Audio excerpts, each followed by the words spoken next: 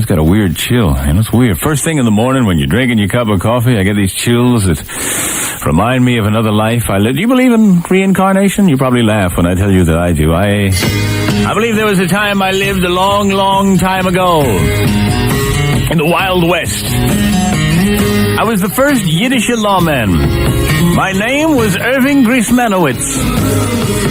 And in my holsters I kept not guns, but 2 big jars of kreplach. I wore a 10-gallon yarmulke. And I had a horse that didn't trot or canter. He schlepped. And I fought crime, not with brutality, but with guilt. Everywhere I went, the goyim would stand on the street corners and scream, "Ride, ride, ride, ride, ride, ride, ride, ride, Irving! Irving! Ride, ride, ride, ride, ride, ride, ride, ride, Irving!"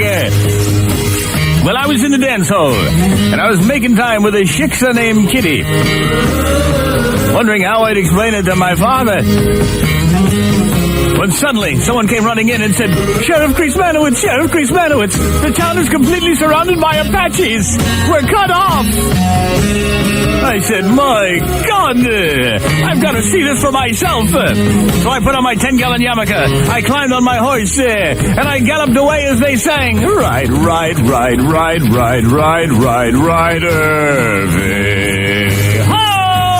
Ride, ride, ride, ride, ride, ride, ride, ride, Irving." Sure enough, the town was completely cut off. I turned to the trusty scout, an indigenous populant by the name of Bubba. He said, "What we gonna do, boss?" I thought fast, and I figured, well, what the hell? I said, "Let me tell you something, Bubba. The Apaches out there, they think that you people are gods."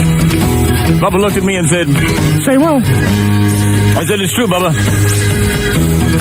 They think you're gods. You can ride through them unmolestedly. Get on that horse, go down to the cavalry station, tell them the town is surrounded, we need help immediately." He said, "But boss, there's 1,000 Indians out there, they go shoot me with arrows and then I won't be able to scout." I said, "Bubba, trust me. They think indigenous populace are gods, they won't hurt you." Bubba scratched his head and said, "Well, if that's what you say, I guess I'm going to have to believe it." But sure enough, he got on his horse. And he rode out there. And them Indians opened up with everything he had. I mean, boy, they had arrows in his back. He must have been 20, 30 arrows sticking out of his tojas. They shot him with muskets. He had bullets in him. He was bleeding from every pore in his body, but he made it. And the cavalry came and saved us. But Bubba didn't.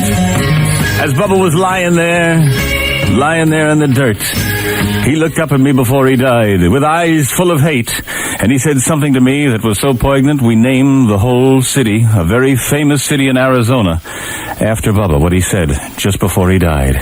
He looked up at me and said, "You